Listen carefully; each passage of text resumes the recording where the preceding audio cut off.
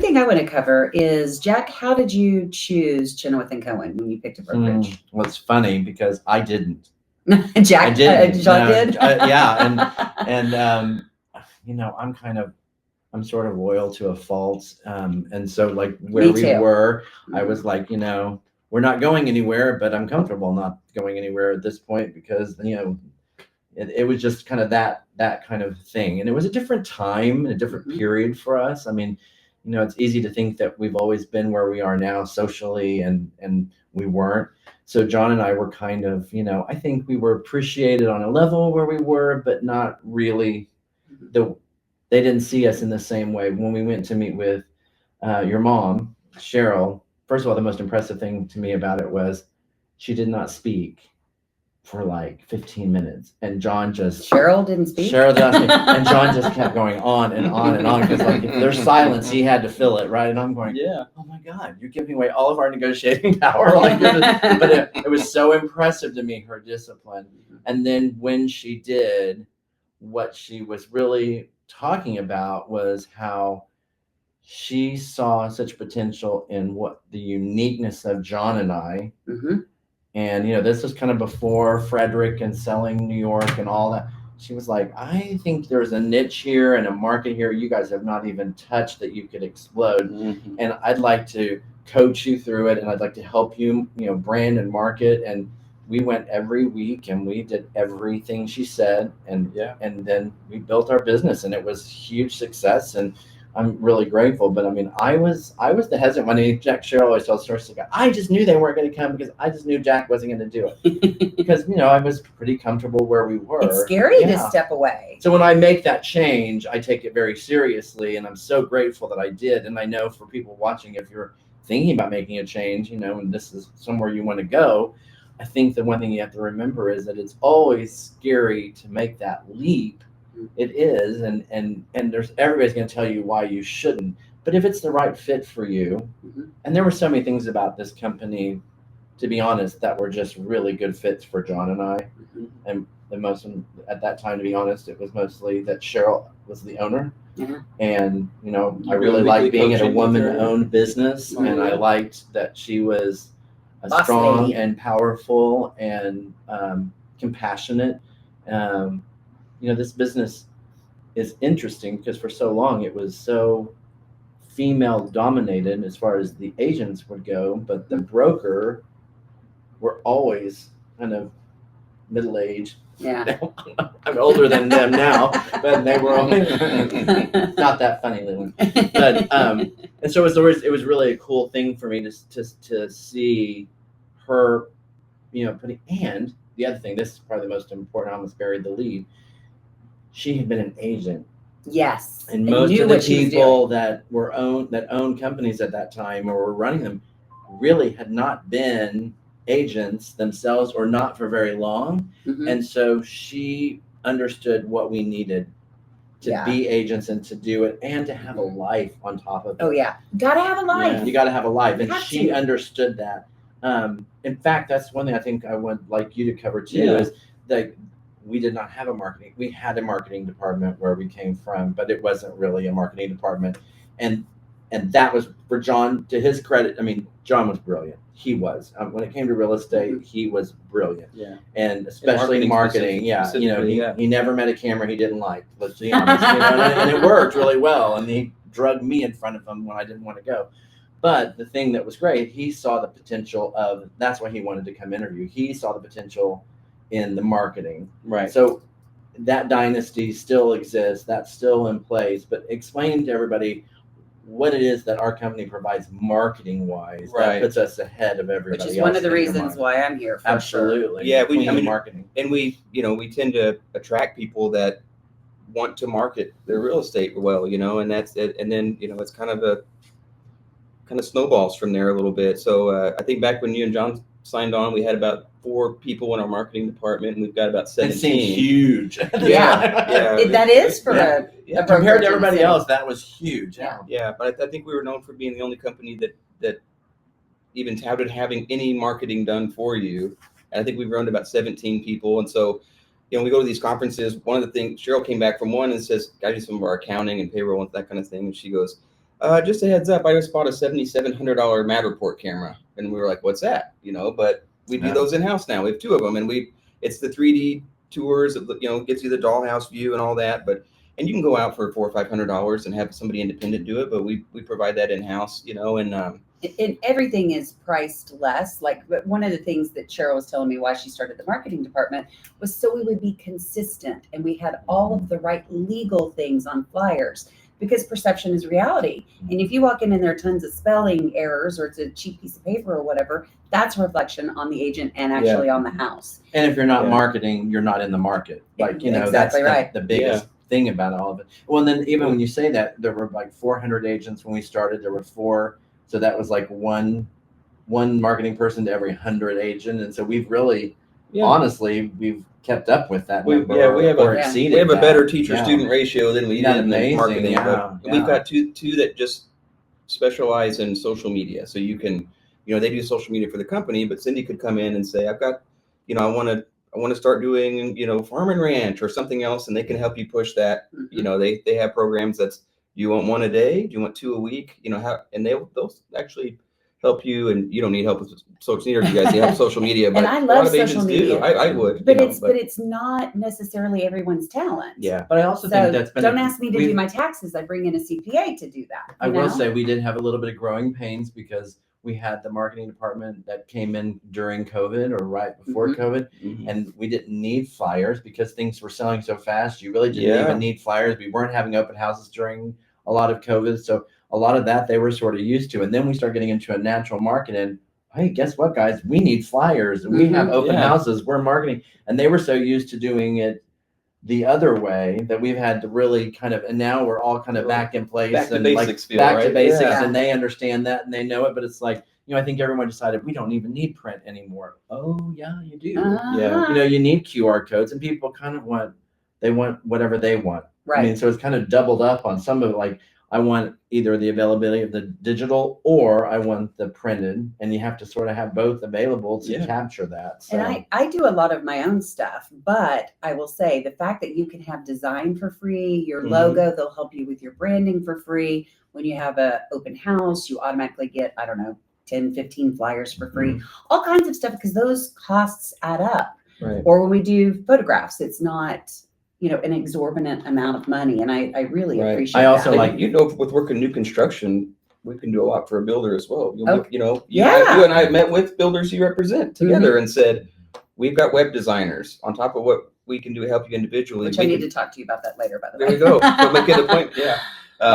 But we've got about 40 builders represent, and if they a lot of them come in that don't have websites, they're not updated, and we can take that over at no cost for a builder. Just for thanks for working with us, kind of a service, So I think and free drones and Matterport and videos. I mean, it's just I really think that's an advantage, and kind of what we've talked about. Because I came from a TV news background of 20 years, and then my marketing company that I owned started all this when I was 7, by the way. Okay, nobody's really laughing. Okay, anyway. Y'all laughed a lot harder at me when I made the age joke, I'm just going to say. But okay. But I, honestly, I got my license, didn't know where I was going to go, thought I was going to go with a franchise where a friend was. And Jack and John were social media clients of mine, and said, because I sat them down, I'm like, oh, by the way, I've got my real estate license. So they said, you have to meet Cheryl. And the moment I walked into her office, I cannot go anywhere else. Yeah. I mean, just that confidence, the knowledge. She's such a kind person. And I could just feel the culture. And then when she started telling me about the marketing department, my ears really perked up, because marketing is everything. Perception is reality. And if you don't have that support behind you, you're going to be spinning your wheels. And so with that said, what things, if somebody's out there and they're either not happy at their brokerage, no matter what state they're in, or they just are getting their license, thinking about getting their license, what kind of questions should they ask a brokerage to find the best fit for them? One is that you just made me think of, and it's just slightly off topic, but when we were talking about sort of time is money, and this is a lifestyle, you can, run it or it runs you type of thing. One thing that I say fairly new, I think we've had it probably 6 or 7 years now, is our agent admin program. So you guys, you get to a certain sales, kind of quota, and you're kind of just in for, for good. In the agent admin program, both of these agents here are eligible for that, and there's 16 licensed realtors with Chinowth and Cohen that we as a company pay hourly as a free service to our agents, so that if you're doing a podcast, you could be texting somebody saying, hey, I need you to run and show a house for me, or I need you to help with the marketing or turn this file in or whatever. So I think that's really been, and we know of one other company in one of these in San Antonio that has a similar program in the country. It's extremely rare to do that. It's a lot to manage. We have a salaried manager running 16 people, and this, drop of a hat questions, they're coming in as we speak, and so-and-so to go to inspection and so-and-so here. But when you don't have to cancel or refer out, I think at any other company you're at, you can keep your business going, and you're not paying these large, if you don't have that support, you have to call somebody and say, hey, if I give you these buyers, can you give me a referral fee? And you get 25% of what you get 100% at here, so I do think that's a big. And to give you kind of the difference of that, if, as an agent, I grow to a place where I need help, I'm going to be paying somebody 365 days a year, whether I'm busy or not. Right. This is and wonderful. You're taking your time to train them on how you want things done, when you want things done, train or deal with their schedule and getting them into your office. I mean, we tried that route a lot. John always wanted to hire someone. That was his favorite. Like, I think he just wanted the status of it. Poor John, he can't defend himself. And then I'm like, but he always loved that. And so then he would hire someone, and then they'd come, and then he'd leave. And I'm like, I don't know. I'm in training. I don't know how to do this. I mean, it became what was so frustrating for me, because but with our admin, they know this is what a disclosure needs to be done. This is how you do. I mean, they're a licensed agent. Yeah. So and I'll give you two Bill examples. always says you don't have to do it alone. Yeah. You don't have to do it alone. It's so true. Here. Yeah. 2 times that it has really helped me. I just had 9 closings in a month, which nice. thank you, my clients. But I literally was finding myself coming and going, like putting out signs, putting out lockboxes, getting paperwork ready. And I think I would have had complete and total burnout had I not had that help. And then last summer we were in Prague, totally different time zone. I had a referral from out of state come in. Of course, the weekend I'm out of the country. But again, you get to have a life. Yeah, I get to have a life. Exactly. So I would work in the time zone where we would cross over. In the meantime, one of our agents would show the house. I ended up doing all the paperwork, but I could step away and have a life, but also do the job that I love. It's also I couldn't do that without y'all. And basic business principle of why spend your time doing $10 an hour or $15 an hour work and giving up making $100 an hour. I mean, like it's just good business to let go of some of that you need to in those times when you have 9 closings. Like when you have those times, then you have another month where you're like, I have 1 or none. Exactly. And you're like, I don't need, and so I don't want to tricky. have an assistant. I just want to do, the basic stuff that I need to do. But on those times, that's when it really, the crunch time, I mean, it is. And I'm a getaway Such a person. big Like deal. I just have to turn off my batteries. I think because I'm just on all the time. And then when I step away, that's my time away. I recharge my batteries and I'm back and golden. Mm-hmm. And what we would notice, I was guilty of the same thing. I remember going to my mom and saying, man, I just had my best month ever, followed by my worst 2 months ever. Yeah. And she said, you just spent your best month ever deal doctoring. You only worked Deal on doctoring. That's so true. Gosh, that's so true. What did you do to prospect? How many people in your COI have you contacted? My pipeline has collapsed, but I got 9 closings. I mean, it takes a lot of work. Stats. A lot of work to get them closed. But what have you done to you got all or you're so burned out, after not your brain is just Yeah. Well, and I think it's really important, especially, like us with a marketing department, that you are marketing during the slow times, and then having something a little bit on automation when you're really busy. So you never go away. So it's consistent. You're getting that message out there. But when you're slower, that is definitely the time to throw yourself into it. I mean, I watch at least a real estate podcast webinar. Oh my gosh, you are a rock star. You send me so many things by email, and I'm like, well, I'm over here looking at Facebook. But social media and real estate, those are, if I have downtime, that's what I'm watching to learn, so I can keep up with that. But I can't do that when I'm super busy. So I really try to do that when. See, I know I'm so bad because do you know what I would do when I'm home? I watched the House Finder show on HGTV. I'm like, why am I watching this? This is my daily life, and I'm just like glued to it. I can't stand. I mean, like, it's so funny how this is in our. It's either in your bones or it's not. I mean, I think I really do think you're sort of like those little funny memes when it shows like a kid that has like a crazy haircut and says, I sold my first house today or something. Yeah. I'm like, I kind of feel like that was me. Like, this is just kind of who we are. Yeah. So to kind of go ahead. Going back to the new agents, was that what you're going to say? Yes, tell new agents. What questions? So we've covered marketing, and like, I think what Cheryl would always say is, I was at a couple of brokerages. I grew up in real estate. I'm third generation. Her dad, and her brother and I run a company in the St. Louis area where we're from originally. And she said it was always, here's what you pay me. Here's what I charge. Here's what I take from your check as the broker. Here's your phone. Go make me money. And she said, I wanted to say, here's what we can do to save you time and say. So I would say one question for a little checklist for new agents is, what is something I can automate here? As far as marketing, and also for my CRM, your client retention management, or reaching, do you have a good CRM because you want something that you can manage your clients and have consistent outreach to them? With one meeting with marketing with us, you could set up a year's worth of, holiday, your New Year's, your Valentine's, your St. Patrick's, on down the list, to make sure those people hear from you and see something that's professionally done. But you don't stop and do it because you have 9 closings this month. You're not going to send out, whatever the next holiday is. So I would say, what is there for CRM, and what can I automate, if any services? A big one right now, I would say 2 types of insurance you want to make sure that the company has. Yes. Is cyber insurance. A lot of companies don't have any. There's some large franchises in this market and around the country that don't have cyber insurance at all. They expect the agent, it's included at no cost with us, the company just pays it. It is very, very expensive. I've heard quotes with agents at these other companies try to get their own, and it's, $38,000, $41,000 a year. That's like, well, I'll take my chances at that rate, and to tell you why this is important, if somebody hacks your email, let's say you're using Gmail or Yahoo or whatever your email is, and they end up getting somebody to wire money, you don't have any insurance to cover that.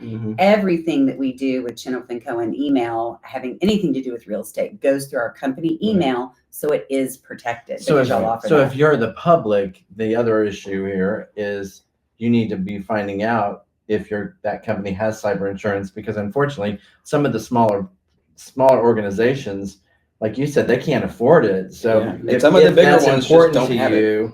Have you seen that Netflix thing about the cheating website? And I just watched that. Ashley Madison. Oh my God, it's so good. They're like halfway through, but they had like 30 million people signed up that had put all their personal information wanting to find someone to cheat with. And then they got hacked, and they were going to release. I haven't seen what all happened. They released it all. That was in news back then. Wow, fascinating. Wow. So I mean, it's like, you weren't on Ashley Madison yourself, though. You saw this Netflix thing. I think then I didn't have anyone to cheat on. But no, I think but it's interesting because it's like, we think it's not a big deal. Yeah. But I mean, like, it can wreck your life so quickly, and like with the elections coming up, I mean, that's a big deal. Okay, so I'll stop talking. Yeah, no, that goes kind of hand in hand with E&O insurance, which is errors and omissions.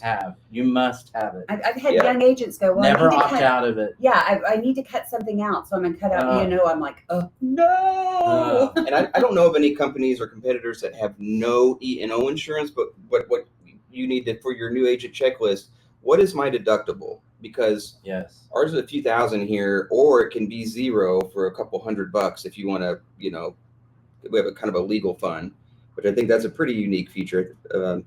But there are companies that have a $65,000 legal deductible, for example, that are in our market. I mean, that's, if you're going to that company, do you have $65,000? And if it goes back on the agent, then that could be their responsibility, basically. I mean, that's an interesting. Well, that means before you have any coverage, you have to spend $65,000, and then you have insurance. Well, a lot of good that does. That's how the deductible works on that. So I would say definitely make sure you have that. Another one. People move over to us sometimes. I can think of a couple Did specifically. we say what *E&O was? Errors and Errors and Errors and omissions. omissions, Yeah, omissions just make insurance. sure. If we make a mistake. If you make Yeah. a mistake or if Not something fraud. happens, That's Yeah, a very that- separate thing, but errors and Right. omissions, yeah. and not cyber, hacking, Yeah. 'cause that's not an error or omission on your part. It's unrelated. So there are two different things there. And we talked about CRM. The other one is, what other types of sales do you want to do? Is it just residential? Obviously, if you're wanting to specialize luxury, is a company known for that. There's one example that I would kind of tout us on.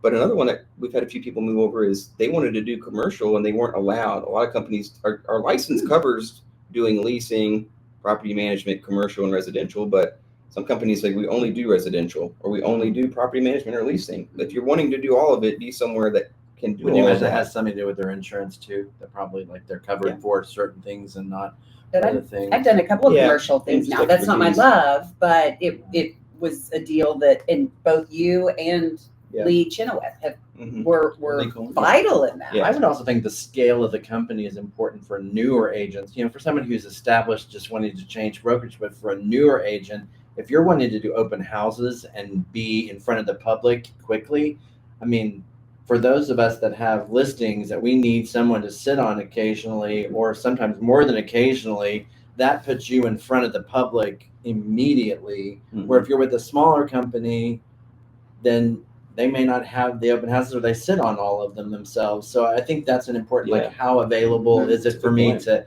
get in front of the public? And we even do, many of our agents are new construction certified. So if I can't sit on my builder's model, I can find somebody who actually has the knowledge to sit on that model. And that's Yeah. very It's helpful. funny. I Yeah. taught that like 3 or 4 times, and I think each time we had like 75 to 100 people come through. Yeah, and that's it's a big deal. amazing. Yeah. Almost half the company, it seems like, is certified. I did it And before I it's ever had a detailed. builder. Yeah. I mean, it's really Mhm. detailed about the types of lumber and pressure treating. And I mean, like it wasn't, I grew up, my dad was a builder. So, and then I've repped one forever, or, sold new construction forever. So it is sort of funny. Like there was stuff I was going, I didn't know that. I mean, Yeah. but it's interesting. So I think a lot of times people get caught up in their split. Mm-hmm. And for those of you who don't know, we whatever our commission is on the buy side or sell side, then that is actually paid to the brokerage, and then the brokerage gives you your percentage of that commission. Mhm. So I hear this a lot, and actually it's my really big pet peeve when somebody comes up and says, "Oh, well, do you really know your numbers for your split? I mean, you could be making so much more. You could be making 100% of your commission." My answer to that is, and I tried to say it very sweetly and nicely, yes, I am a good businesswoman and I do know my numbers. Mhm. And I know exactly what I get from my brokerage for that split, marketing, and all of these other things that are rolled up into that. And if you're not paying your brokerage anything, guess what? They're not investing in you either. Right. Is my opinion. But I think it's hysterical. Whenever I'm like, you know what? I have a degree in business. Yeah. I'm 57 years old. I've been in this business for a really long time. You don't think I've worked every angle of that and figured out that where I am, I don't want to manage people. I don't want to have an assistant that I have to pay and I have to manage. I get that to come. I don't want to have to deal with the marketing stuff and do all. I have that. I mean, how would I come out ahead with what you're talking about? I mean, I think it's an interesting thing. Different, the bottom different line, things for different cats. and we're in a Totally different get that. time right now too, where you need all those resources that are available through our company in order to make this happen. Mhm. We didn't necessarily for a while, but right now, so a lot of that again is lagging It's a moving target in information that. that may have worked okay in the past market, even though I don't think it really did. But now it's like you're gonna need some marketing people, and you're gonna need, those things that are offered. It's the same answer that we're telling sellers with the whole commission question. Do I need to pay? Do I need to, what's changed? It's really about your bottom line. And that's what we tell agents moving here too. We've had some franchises that cap and say, based on what you sold, you probably spent $15,000 more at Chinowth than you would have here. And I just say, bring in your bills. Are you worried about the split or your bottom line? Well, everybody wants to be. Everybody says they're numbers people. Everybody prides them. Oh, I'm a numbers person, and that maybe they are, maybe they aren't. But it's easy to say, just bring your bills in, and I'll look at them with you. So another question for new agent: what do you spend per month just to be a member of that office? And a huge one is, what do you spend per deal? Because I met an $8 million producer that had a franchise approach and said, you spent 15,000 more here, you would have capped here, but they charge so much per deal and there's so much per month, and then they don't have the assistant that she uses this many hours a week. And they went from, when we actually wrote it out, our pluses and minuses versus this other company, which I'm be careful not to say the name.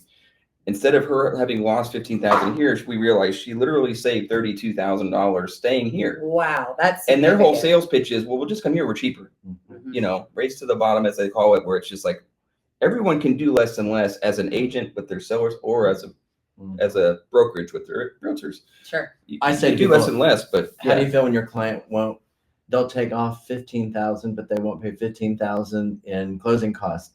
That you can't explain to them. It's the same thing. You're getting your bottom line. So it's like you're somebody who gets annoyed whenever somebody doesn't understand that, but yet you are not understanding it when it comes to this. It's you're either gonna pay it here or you're gonna pay it there. So do you want to? And for me, it's the time, and it goes back to having done this for so many years, it can consume your life.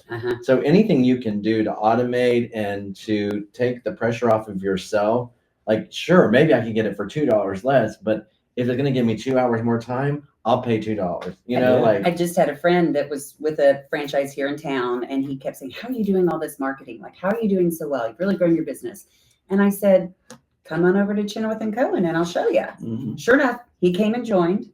Yeah. And I went through the marketing meeting with him because I haven't done the marketing walkthrough for like 7 years.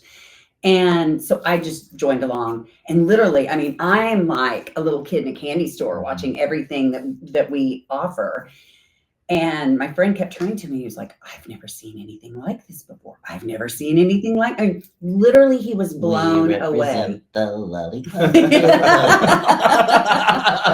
But it was great to be able to be so proud of where I work, that somebody else realized y'all go about it. And you and I are natural mentors. I think that's what we love so much about the company. And we talk a lot about Cheryl, but it's not just Cheryl. It is like you and Taylor and Cindy and myself and your managers. It is a very, and that's the thing too, like the managers are amazing, and they want to do they are. all that they can to build your business. And it's a structure that helps them as well, but they are naturally people who enjoy building other people's business. And so that's something that it gets lost on a lot of people, that, if you don't have a management system in your office, it's just basically, and you're trying to build your business, it's hard to build a business from scratch. It's the biggest risk in real estate is, over half the agents that get their license are out of the business within a year. You hear that? That's so, just you've heard that forever. And it's just, so the biggest risk is, we have a that malleable schedule. They're making it. It's not inexpensive. Huge investment to decide to quit after a year. But you can go. It's a business where you can just find yourself getting stagnant like that. What we try to do is we have a 6-week success plan when someone signs on. You're meeting with your manager daily, going, here's the checklist. Do this, do this, do this. Yeah. We rarely get through that success plan without them calling and saying, hey, I need to postpone because now I've got clients. Right. Now I've got sales. But I think the biggest risk, that's experienced agents and new agents alike. They may go to somewhere where they're like, they go home and maybe the competitor doesn't have offices or support or anybody, and you just find yourself stagnant. And then you turn around and go, man, I was splitting hairs over a few percent on a split or whatever, and now I've got no business because I'm just sitting here. I'm not. And you know what? busy. Life happens. I can tell you that life happens, and whenever it does, there's things that happen that you never expected to happen, and you've got to maintain your business, and you've got to. Whenever I had the most horrible thing could happen to me happen, I knew I had a structure here that was going to have my back, and it did. And I also knew I'd have a place to come to, that I would be able to have good days and bad days. All those things So I think it's so much more. I mean, it's an organic business because you have so much of your life invested in it, day in and day out. The last thing that at least I have on my list, because a lot of people, and I want to take this from not just the agent perspective, but also for consumers, a lot of different brokerages have teams. Like that's what they really push. At Chinowth, we do have some teams, a few, and some of them are related and some of them have just come together organically. But one of the reasons I like to mentor, because I've had people say when I mentor them, well, I want to come on your team. I'm like, I'm not doing a team and I'm not going to take any of your income. I'm going to teach you how to do it and you go do it and be whatever that word, prosperous. Thank you. It's usually me who does that. I'm so happy to know it's not just me. I only used to speak for a living, but anyway. But I love that idea that we are willing to help others so they can be successful. Because I believe if you love an industry, and I felt the same way in TV news, if you love the industry, you're training those behind you. Right. So what about the team philosophy? Yeah, I think we've got 23 teams when we looked at for our sales banquet. So but a lot of them are, you don't think of it because like it's mother-daughter or it's a husband-wife. And I think there was a little bit of reputation that, you know, some of the franchises really promoted teams because they were thinking, if I make you feel like you need to have a 20-person team, you're going to go out and recruit 20 people under the umbrella. And serve as sort of a manager also. Yes. Yeah. And that's that much less. And I think, you know, we do have a little restrictions on like how big the teams can get. We try to keep them under, you know, 5, 6, 7, because you start having like companies within companies and, you know, and most companies have, you know, some reasonable number. They don't want a 200-person team. It's like, well, that's as big as the rest of the company, you know, that you can see how that could get out of control. But I usually just tell people it's, you know, the biggest mistake that people make is not stopping and thinking, like, what am I doing this for? And making an agreement with their team members. Because I always put it into 2 classes of teams. If either of you started a team, I would call it like the hierarchy, you know, leader type team.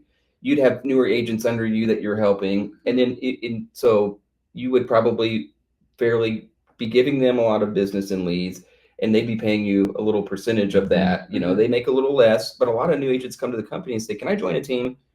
They don't mind paying it. They're just trying not to get stagnant, like we just said. And I think there's some value in doing that if it's done right and fairly. And you have the agreements, you know, with my attorney brother, we have a meet and say, we can just do a 1-page. How does this sound?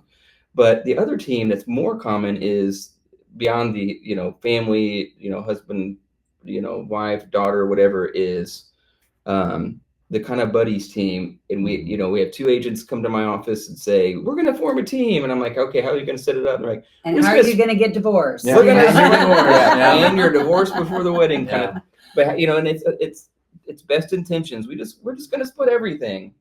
And I've seen those work on occasion, but usually not. And we usually say, let's write out some specific scenarios. What if your sister buys a house? Do you think you need to share that 50-50, or maybe that's better 80-20 or 60-40? And it seems to go better because at the end of a year, no matter if everyone's trying their hardest, someone's going to bring in 20 clients versus 12 or something. It's just very unlikely it's going to coincidentally be that you both did the same amount of business. And if you at least alter it a little bit, that's like, okay, yeah, but I made this amount and she made this amount, you know, somewhat proportionally less because she was doing less. It keeps everybody motivated. Life happened to one of you. I can just tell you, when John and I, because we were a team forever, right? And it would always be one of us was really busy and the other was less busy. And you would be so resentful. You were having to work so hard and they weren't. And then the next week, you're like, you've had your closing. You're kind of the one who's free. And then they're looking at you like, what are you doing? Yeah. I mean, it's just natural. We would laugh about it because like one time John goes, what's wrong with you? I go, I'm just mad at you. And he goes, oh, okay, I get that. And they always say, we're friends. We would never do that. And you would never do it with, you know. And we were one home, one income. Like it was all going to the same. Not even splitting the pot. Yeah. But then it sounds like we wouldn't do that. Then you go, okay, now put about 4 80-hour work weeks together, you know, and you're going out to do this at 9 p.m. and they're at home having a margarita. And it's like, this with the dog. Wait a second. This isn't cool.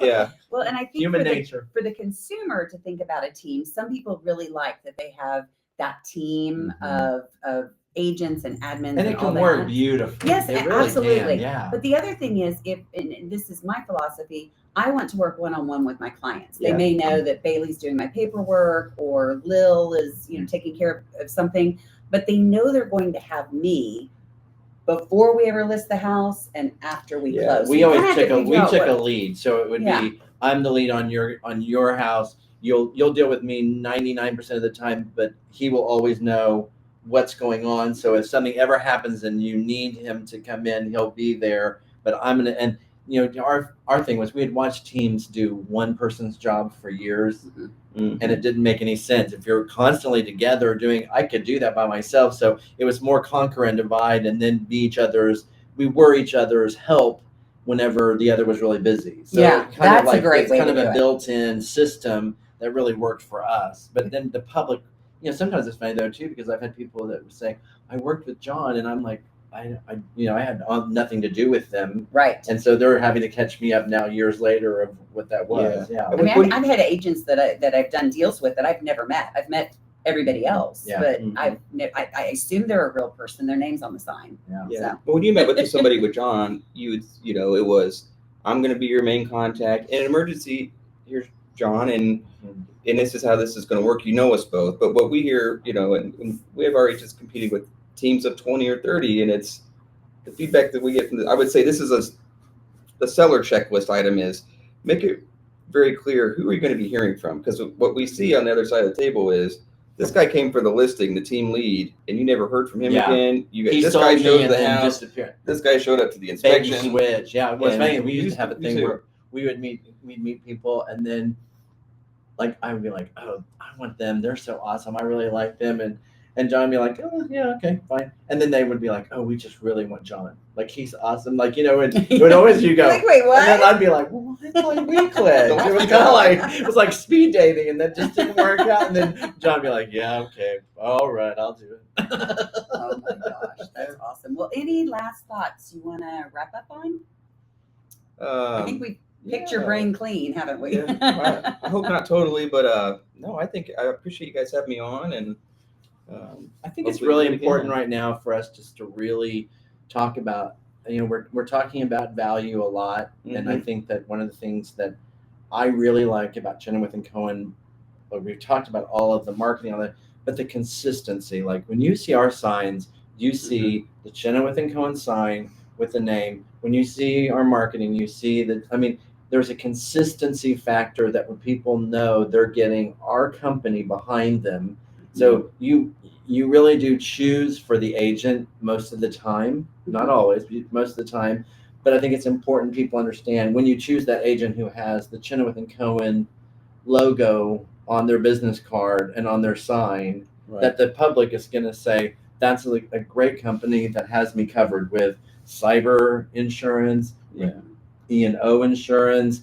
They have a marketing department. There's somebody I can call if I can't get a hold of them. I think that's all really important. So thank you for explaining all that. And I think the network, we're going to have a whole show and hopefully have Heidi. She's terrified. Yes. Oh, is she? But have her on about doing the more about into the relocation. I don't think the public understands that resource is available to them. We companies oftentimes pay for people to have a relocation package, but as individuals, you kind of can have that by, you don't get as many of the benefits of, the package, but you can have the security in knowing you're going to a market and being represented by somebody who's great. So we'll go into more of that, but thank you for explaining those networks to us. So. Yeah. Awesome. Well, thank you for taking time out of your busy schedule. That's another great thing about working with a local company. You're so busy. Yeah, I knew it'd be a thrill for Jack to just have I can't even stand time. But it would drive me crazy if I couldn't get a hold of the head of the company. You know what I mean? So, or they're out of state, or they're too busy. You guys are very accessible, and all four of you, and we really appreciate that. I think that makes a big difference. Good to hear. Awesome. Even I do. Well, again, thank you to Leland Chinowth, but Leland now. And we hope that you will join us again next Thursday for another podcast. Thank you, Jack. Thank you, Cindy. Bye, guys. Thank you, guys. Get real. Get real.